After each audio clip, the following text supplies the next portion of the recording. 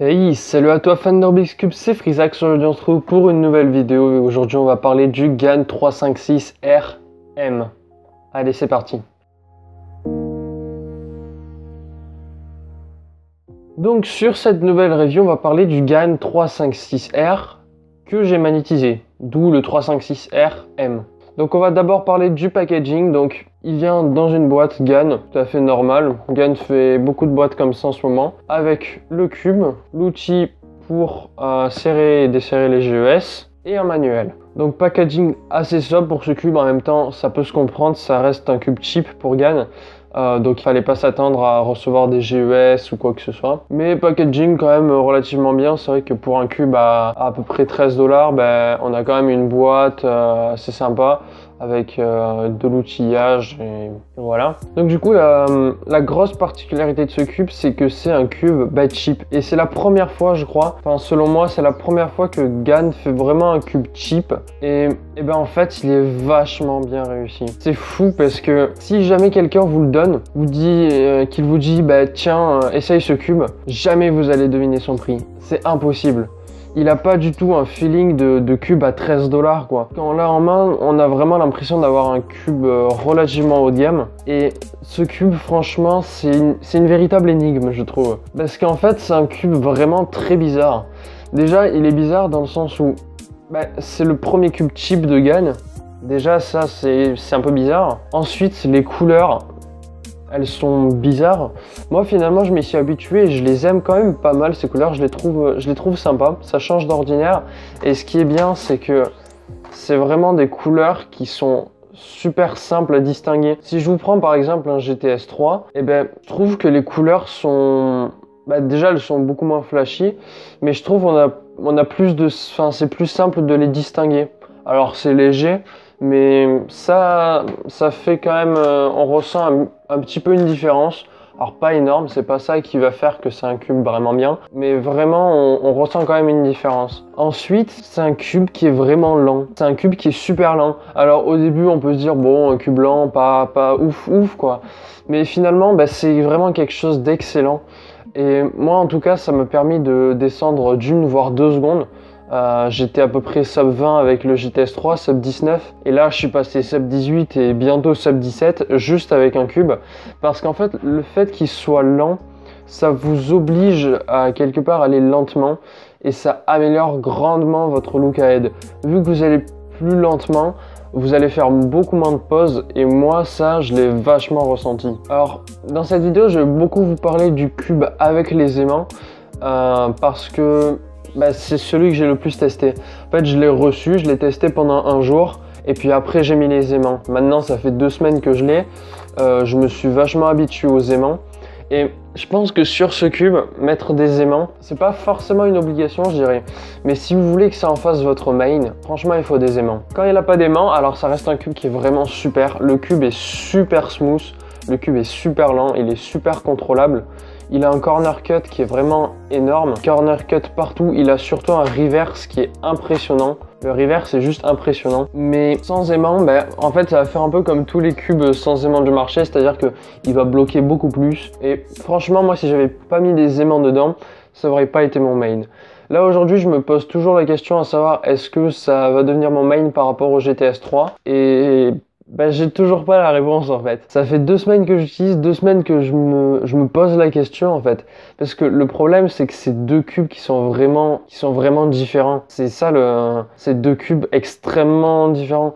Le GTS 3 est un cube super rapide. Le GAN est un cube super lent.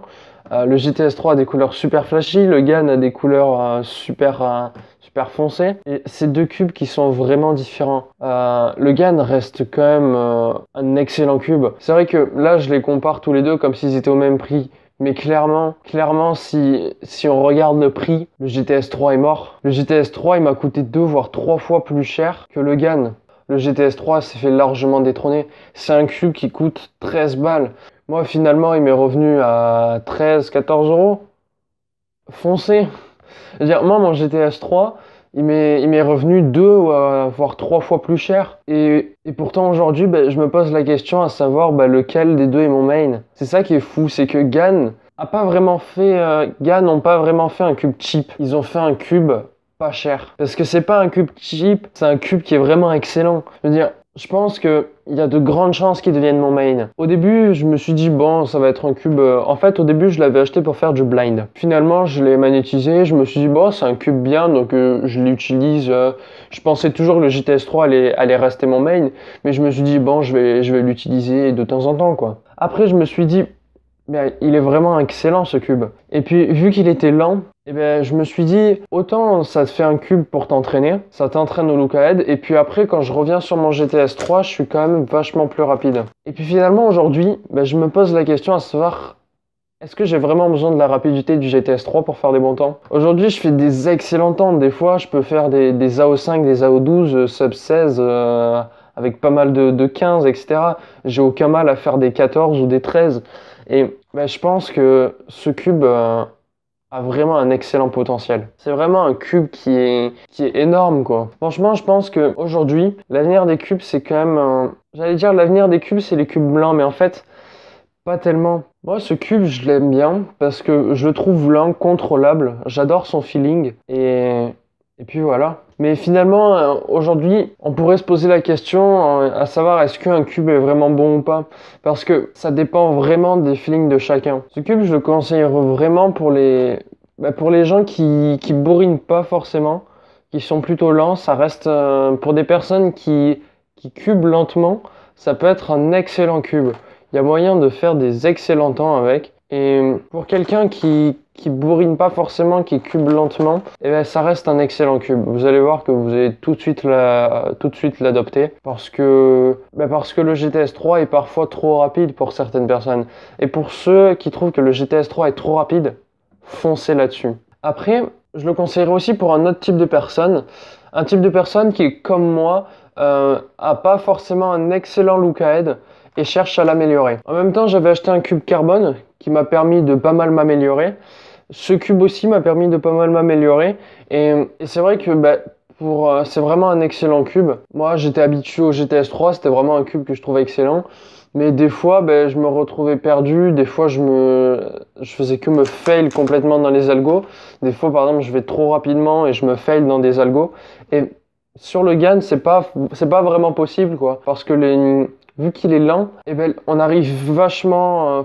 il y a des algos qu'on passe vachement mieux. Au niveau des PLL, par exemple, je sais que moi, la PLL H, je la passe quand même plus rapidement sur le GTS 3, parce que c'est une PLL qui nécessite d'avoir un cube rapide.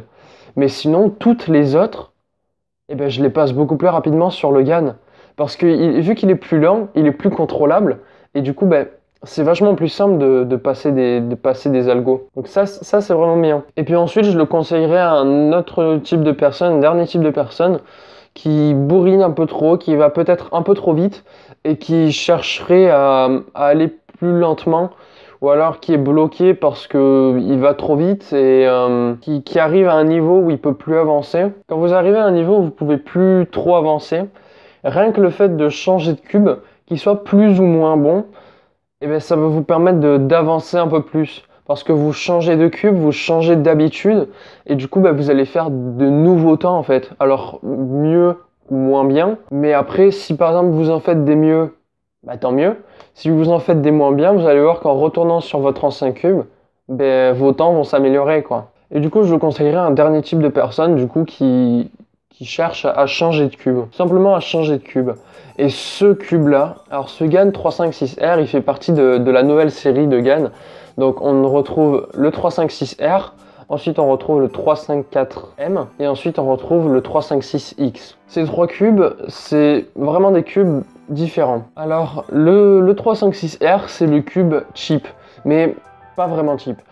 C'est un cube qui est très lent, mais c'est vraiment bien, qui est super contrôlable et qui est vraiment bien. Le 354X, c'est un cube c'est le concurrent du GTS 3M. Et c'est un cube qui est un peu plus petit, qui correspond pas à tout le monde. Beaucoup de cubeurs l'utilisent. C'est vrai qu'en compétition, il y a pas mal de gens qui l'utilisent. Moi, personnellement, je l'aime pas. Parce que il a un peu le même feeling que le 356, mais le problème, c'est qu'il est plus rapide. Donc, il a un feeling que j'aime pas trop. Je préfère largement le GTS 3. Après, entre ces deux cubes, le débat est assez est assez long, ça dépend vraiment de chaque cubeur. Et puis après il y a le 356X qui est un peu le cube haut de gamme. Alors celui-là apparemment, alors je l'ai pas testé, si jamais je le teste je vous mets en commentaire mon avis, mais d'après ce que j'en ai entendu en fait c'est un peu le même cube que le 356R mais en plus rapide et surtout en plus personnalisable, c'est à dire que vous avez des GES en plus, vous pouvez changer les aimants, donc c'est quand même un cube un peu plus haut de gamme on va dire. Et bien sur ces trois cubes, le 356R, il n'est pas derrière, il est vraiment au milieu, voire en haut. Moi, je le mettrais au milieu en fait. C'est-à-dire que le 354, après ça c'est mon avis, vous voyez. Le 354, moi c'est un cube que j'aime pas forcément. Ça me dérangerait pas de cuber avec. C'est un cube que je pourrais être amené à acheter. Mais ça en deviendrait pas mon main, ça c'est sûr. Et puis après le X, à mon avis, il doit quand même être mieux. Parce que bon, à mon avis, une différence quand tu passes de 13 à 60 €, à mon avis, la différence, c'est pas juste au niveau du prix. Il y a peut-être une raison. Mais en tout cas, c'est vraiment un cube qui a sa place dans cette nouvelle gamme. Et c'est un cube qui est vraiment excellent. La particularité en fait de ce cube est une particularité qu'on retrouve aussi sur le 356X, c'est que les pièces sont sous forme d'alvéoles, sous forme de nid d'abeilles, et c'est ça qui permet de le rendre un peu plus lent on va dire. Le deuxième avantage de ces pièces en nid d'abeilles, ça va être tout simplement que le lube en fait va se mettre entre les rainures et ça va permettre de le garder plus longtemps et d'avoir un lube qui est vraiment sur toute la pièce. Donc c'est vraiment quelque chose de bien qu'a fait GAN, et ce cube ils l'ont vraiment réussi. Donc sur ce voilà, que rajouter de plus, je sais pas. Si vous avez des questions, n'hésitez pas à poser-les en commentaire, je vous répondrai. Et puis voilà, j'ai pas plus de trucs à dire sur ce cube à part que c'est un cube qui reste excellent, qui fait pas du tout cheap, bien au contraire. Donc du coup voilà, nous sinon on va se dire à mercredi prochain pour une nouvelle vidéo. N'hésitez pas à vous abonner si cette review vous a plu. Et n'hésitez pas à mettre un like surtout pour me montrer que ça vous a plu. Et écrivez en commentaire ce que vous en avez pensé et si vous avez des questions. Sur ce, on se dit à mercredi prochain pour une nouvelle vidéo. C'était Freezax. Ciao.